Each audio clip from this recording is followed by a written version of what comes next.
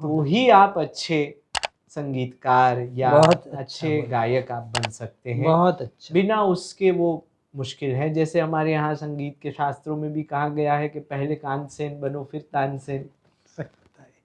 तो सही वो जो परंपरा, लेकिन आज आप जब देखते हैं, क्योंकि आप तो सिनेमा के क्षेत्र से भी फिर जुड़े, और जिस नॉन फिल्म म्यूजिक की आप बात कर रहे हैं और उस क्षेत्र से भी आपका काफ़ी नाता रहा है, जी।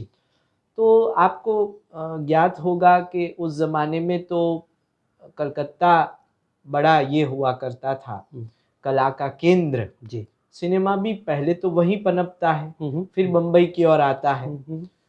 तो रेडियो बहुत बड़ा माध्यम था, और तब तो उसको ऑल इंडिया रेडियो, आकाशवाणी, ये तो बाद में नाम हुए हैं, पहले तो all India Indian radio. Broadcasting yes. ये हुआ करता था।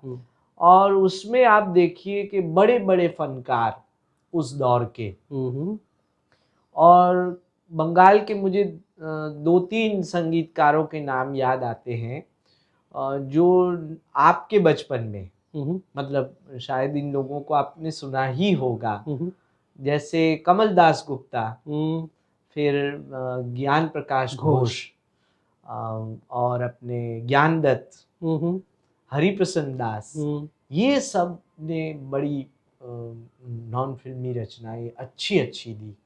और फयाज हाशमी जैसे अच्छे अच्छे गीतकारों से गीत लिखवाए गए। पंडित इंद्र लिखते थे बड़े अच्छे अच्छे गाने, और ऐसे ऐसे गाने उस दौर में आए। और तब जैसे आपने कहा कि रेडियो बहुत बड़ा माध्यम था मनोरंजन का, कई लोग उससे सुनते थे और उसी से बहुत ही प्रभावित होते थे। और कई सारे आर्टिस्ट जो हुए, उनका भी जो करियर है वो वहीं से बना है और वहीं से गाने लगे। और दूसरा, उस ज़माने में जिसको तानसेन भी कहते थे, एक तो केस्टो कान्हो, जिसको केसी डे मन्ना डे के चाचा, और अपने ज्ञानेंद्र प्रसाद गोस्वामी, ज्ञान गोसाई जिसको, उनकी जो गायकी है, इन सबको मैं जब देखता हूँ, और उस दौर से, मतलब वो आपका बचपन में ये सब दौर रहा है। और घर घर में संगीत तो वो तो नई बात है ही नहीं, बंगाली पैदा ही सुरीला होता है। मतलब वो तो वहाँ की धरती की एक खूबी है, जो आज जैसे बनारस में आप देख लीजिए कि घर घर में ठुमरी है, घर घर में दादरा है, कजरी है, चैती है, सोहर है। तो ये परंपरा जो है, ये परंपरा तो आपने देखी, लेकिन फिर भी एक जो विधिवत तालीम जो होती है, वो तालीम आपने कब से ली या लेना चाहिए, और किन से ली? जी, पहले तो ये बताऊंगा कि देखिए, हम ऐसे सोचते हैं, शायद आप मेरे से सहमत नहीं भी हो सकते, कि ये हर मनुष्य का जीवन जो है वो प्री सीक्वेंस्ड होता है। ये ऐसा करेगा, उसके बाद ऐसा करेगा, ये करेगा, वो करेगा, ये एक एक के बाद एक होता है। तो हम शुरू तो किए, जब किए तबला से एकदम बचपन में, तो हम बहुत मेरा वो एस्माटिक एक टेंडेंसी था, एस्मा था, जिसकी वजह से हम बहुत कम इंटरवल में वो हो जाते थे कि तबीयत ख़राब हो जाता था। तो फिर मेरे घर वाले ने कहा कि, स्पेशली मेरा माँ कहा कि तबला मत बजाओ, तुम और कुछ बजाओ। तो अब वो और कुछ क्या बजाए, हमको पसंद तो वो है। तो मेरा बड़े भाई साहब जो था, मेरे बड़े भाई साहब, उन्होंने, तब फिज़िक्स का स्टूडेंट था, तो वो एक सोनोमीटर होता फिज़िक्स का, आप जानते होंगे कि उसमें 2 ब्रिज होता है, एक तार होता है, कि तार मोटा होने से आवाज़ मोटा होता है, उसका लेंथ कम आने से, सोनोमीटर जानते होंगे। तो वो घर में एक बना दिया गिटार जैसा, सोनोमीटर एक्चुअली। तो हम उसको गिटार सोच के बजाने लगे उसमें, और उसमें पेंसिल से सारेगामा का मार्किंग किया और बजाए। तो फिर मतलब जो सारे थे मेरे दादा और बहनें, वो कहा कि अच्छा लग रहा है तुम्हारा ये गाना। तो हमारे ही मोहल्ले में एक मेरा गुरुजी वो रहा करते थे, वो बहुत अमीर थे, तो हम लोग जैसे होता है कि मिडिल क्लास पीपल अमीर के साथ ज़्यादा मिलजुलता नहीं है नॉर्मली, तो कभी कुछ कारण में हमने उनके घर में गया और तो हम वो बजा रहे थे, रियाज़ कर रहा था, तो डिस्टर्ब हो गया, हम लोग गए, पूछा कि क्यों आए तुम लोग यहाँ? मैंने कहा बॉल गिर गया, कुछ हो गया ऐसा कुछ। तो बोला कि तुम किसके बेटा हो? तुम बाबर नाम की। तो मैंने कहा, तो बोले तुम गिटार बजाते हो? मैंने कहा नहीं, हमने कभी नहीं बजाया, हमने देखा ही नहीं है, आओ यहाँ पे और आकर बजाओ इसको। वो इलेक्ट्रिक गिटार बजा रहा था, तो हम उसको कोशिश करके कुछ बजा के सुनाया उनको, तो फिर वो इतना इम्प्रेस्ड हो गया, तो उन्होंने कहा कि अब तुम मेरे पास आओ, हम तुमको सिखाएंगे। ये मेरा शुरुआत है, और मैं 14 साल उनके पास एकदम, जिसको कहते हैं कि और कुछ कहीं नहीं देखे मैंने, वो जो साधक की तरह। हाँ, वो जो बोला मैंने उनको किया, वही मेरा ज्ञान जो है उनका दिया हुआ, और उनसे हमने एक के बाद एक मैंने काफ़ी इंस्ट्रूमेंट अभी बजाते हैं, कई 15-16 इंस्ट्रूमेंट बजाते हैं। वाह। तो ये सारा उनका ही दिया हुआ है, उनका ही वही ज्ञान जो है वो मेरे को दिया, कहा कि इससे तुम्हारा चल जाएगा। ऑफ कोर्स दिन चेंज होता गया, और बाकी सारा चीज़ ये जो डिजिटल रिकॉर्डिंग से शुरू होकर, मैंने तब ज़माने में एक माइक्रोफोन में रिकॉर्ड हुआ, आप ही कहते थे, कहे हैं अभी, अभी भी, अभी तो सोचिए मत कि रिकॉर्डिंग कैसा होता है। हाँ सही है, सही है, अभी तो दर्जी काम हो गया। दर्जी है, मेरे घर में भी है, मेरे घर में भी स्टूडियो है, और अब तो ऐसा है कि पर हाँ, तो तब का जितना मैंने हार्ड वर्क किया, उसके बाद भी मैंने हार्ड वर्क किया है, और उसका थोड़ा फल मिला होगा। मैं कोशिश तो कर रहा हूँ अभी भी, ताकि मैं एकदम आखिरी दिन तक यही करे जाएं, ताकि नेक्स्ट अगर अब कभी आए तो उसके बाद से हम शुरू करें। सिनेमा जगत से जी, आपका जुड़ाव कब से होता है, और किस तरह आप उस क्षेत्र की ओर आते हैं, और कैसे आपकी शुरुआत जो है वो रही, उसमें संघर्ष कैसा रहा? और हाँ, ये तो अब आखिर में जो कहा कि संघर्ष, ये तो सही एक संघर्ष ही है। तो पर ये है कि जब तक आदमी उस जगह में नहीं जाता है जहाँ पे उसको जाके कुछ ये तय करना पड़ता है कि yes now you need to fight more, और भी लड़ाई करो, नहीं तो तुमको ये जगह नहीं मिलेगा, तो तब तक आदमी शायद वो लड़ाई नहीं लड़ता है।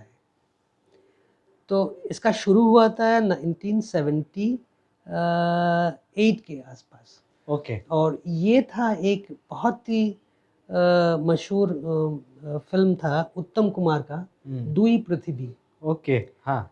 दुई पृथ्वी उसमें एक गाना था जिसने मान्ना दे गा रहा था, और उसका म्यूजिक डायरेक्टर था आनंद शंकर, जो कि उदय शंकर जी का हाँ, बेटा। बराबर।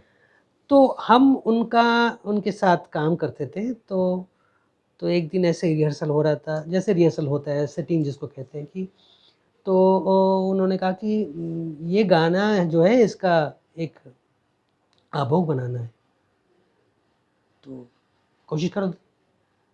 तो मैंने बना दिया उसका। वाह। तो फिर तो उन्होंने उसको यस तो नहीं कहा, नो भी नहीं कहा। फिर जिस दिन रिकॉर्डिंग था उस दिन मेरे को भी बुलाया गया था एज अ म्यूजिशियन, तो हमने जाके देखा कि वो गाना रिकॉर्ड हो रहा है, वो मेरा वाला कॉम्पोजिशन यूज़ किया जा रहा है।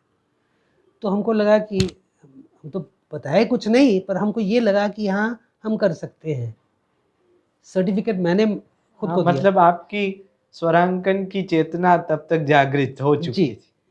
तो बस ये था 79, और उसके बाद नॉन फिल्म बेसिक जो गाने हैं, मैंने अजय चक्रवर्ती का भी गाना किया है, उनका एल्बम किया है, और उसके बाद चालू हो गया। और उससे ये देखिए हर म्यूजिशियन के लिए हर मोमेंट एक परीक्षा होता है।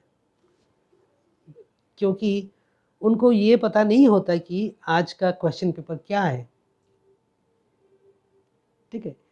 तो हम लोग का क्वेश्चन पेपर हम लोग खुद सही लिखते हैं और फिर हम खुद ही उनको सॉल्व करते हैं। तो 79 के बाद हमने काफ़ी फिल्म के साथ काम किए हैं, जैसे कि बुद्धदेव दासगुप्ता और तोरुण मजूमदार और ऋत्विक घटक। ऋत्विक घटक मैंने नहीं किया है, मैंने Okay. नहीं किया है। सत्यजीत राय के साथ किया है। अच्छा। हाँ, किया है मैंने, 2 फिल्म किए हैं उनके साथ। एक उनका बेटा का था, एक उनका था। हाँ। और उसके बाद फिर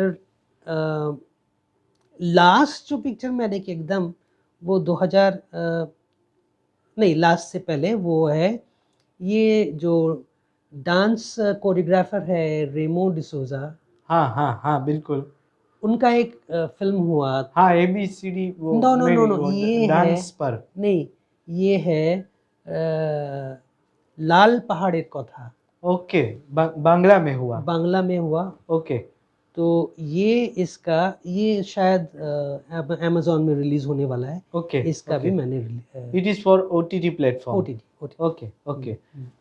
आपने सत्यजीत रे जैसे महान फिल्म मेकर और ऐसे मतलब गुणी फिल्म सर्जक जी, उनके साथ काम करना और उनकी जो कलात्मक चेतना थी वो अद्भुत थी, ऐसा मेरा मानना है। वो जो उनकी फिल्मों से जितना उनको समझ सके हैं या उनकी रचनाओं को, क्योंकि मैंने तो सत्यजीत रे को नहीं देखा है, लेकिन भारतीय सिनेमा में आज भी उनके नाम का कोई सानी नहीं मिल सकता। इस आला दर्जे के व्यक्तित्व के साथ काम करने का आपका अनुभव थोड़ा विस्तार से उस पर आप प्रकाश डालिए कि कैसा रहा। आप सत्यजीत दा को कैसे देखते हैं, वो कैसे काम करते थे, कैसे काम लिया करते थे, उनकी काम करने की शैली क्या रही? देखिए, मानिक दा, सत्यजीत राय हाँ। हमारे लिए मानिक दा। हाँ। तो तब तो हम पहली बात तो ये है कि हमारा उम्र उतना नहीं था, अराउंड 27-28 ऐसे ही कुछ होगा।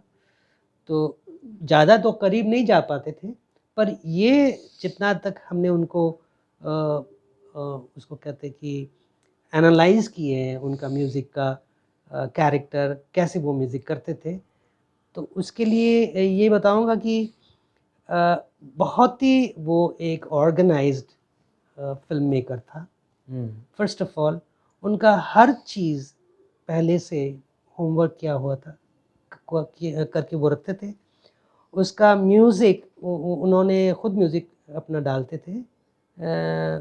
ऑफ कोर्स दूसरों ने भी उनका काम किया, पर उसके बाद से तो उनमें वो जो करते थे कि वेस्टर्न मेथडोलॉजी को वो फॉलो करते थे, पर वो इंडियनाइज्ड होते थे। जैसे कि वो सारा मेलोडी जो है एक ही कागज़ में लिख के लाते थे, उसका 7, 8, 9, 10 लाइन्स हुआ करता था, जैसे कि हार्मनी लिखते हैं हम लोग, ठीक है जी, मेलोडी और हार्मनी अलग सा लिखते हैं, वैसे वो वैसे ही लिखते थे।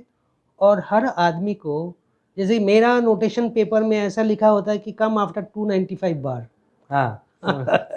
नॉट कि पूरा नोटेशन हमको दिया जाता था। तो ऐसा ही वो उनका काम करने का, और ऑफ कोर्स, और वो सबसे अच्छा जो है उनको लेकर वो काम करते थे, ताकि उनका जो चिंता था उसको और भी एनहांस कर सके। वो उनका रिकॉर्डिस्ट हुआ करता था मिस्टर बैनर्जी, HMV का सुशांतो बैनर्जी। हाँ, तो बैनर्जी दा को भी हम लोग बहुत करीब से जानते थे, वो मेरा बहुत ही करीब था। तो उनके पास से भी हम लोग सुनते थे कि मिक्सिंग के समय जब सत्यजीत राय मिक्सिंग करते थे, तो वो किसी का आइडिया वो नहीं लेते थे। वो अपना जो आइडिया है वो उसको पहले वो सोचा था। जैसे कि गोपी गाइन बगाबाइन में वो एक भूतेर राजा का गाना है, आप शायद जानते हैं। उसमें वो जो गाना है, सॉरी, वो गाना उन्होंने गाया है, हाँ हाँ और उसके बाद वो उन्होंने स्पीड उसको हाँ। चेंज किया है। हाँ तो ये सारा जो है वो पहले से होमवर्क करते थे, ऐसे ये होगा और वैसा ही करते थे। ऑन द स्पॉट डिसीजन लेके कुछ नहीं करते थे। वो जितने अच्छे फिल्म मेकर थे, हम्म, उतनी अच्छी उनकी संगीत चेतना थी। बिल्कुल था, बिल्कुल था, बिल्कुल था। मेरे हिसाब से उनका जैसे फिल्म जो फिल्म उन्होंने बनाया उसका म्यूजिक उन्होंने डाला है, ये अच्छा हुआ है। अगर दूसरा कोई डालता शायद इसका इम्पैक्ट अलग होता। ये डिसीजन अच्छा लिया था। हमको अभी लगता है कि आज के ज़माने का अगर म्यूज़िक उसमें कोई डाला जाए तो ये फिल्म ऐसा नहीं बनेगा, उसका जो टोटल इम्पैक्ट है वो नष्ट हो जाएगा। और कभी-कभी तो ऐसा आदमी सोचता भी है कि अच्छा ठीक है, मान लेते हैं कि अगर शोले म्यूज़िक का पिक्चर का म्यूज़िक आर डी बर्मन नहीं डाल के अगर ए रहमान डाल दे हाँ तो क्या होगा? तो क्या होगा, सही है, तो सही है। और उसमें भी आप देखिए शांता प्रसाद जी से कितना अच्छा काम आरडी ने करवाया। जी, तो सत्यजीत रे की, क्योंकि आपने वो दौर देखा है, भले हाँ। आपकी वो युवा अवस्था रही हो, हुँ। कि वो दौर में ऐसा हुआ करता था फिल्म इंडस्ट्री में कि हुँ, एक टीम वर्क था रियल सेंस में। हुँ, और फिल्म मेकरों कितना भी बड़ा हो, हुँ, हर किसी का जो व्यू है हुँ, उस टीम में से, हुँ, उसका भी एक महत्व होता था। मतलब एक मेल जोल से काम होने वाली चीज़ थी। जबकि आज आप देखिए तो आपको नहीं लगता है कि बाज़ारवाद का पूरा प्रभाव हाँ, ये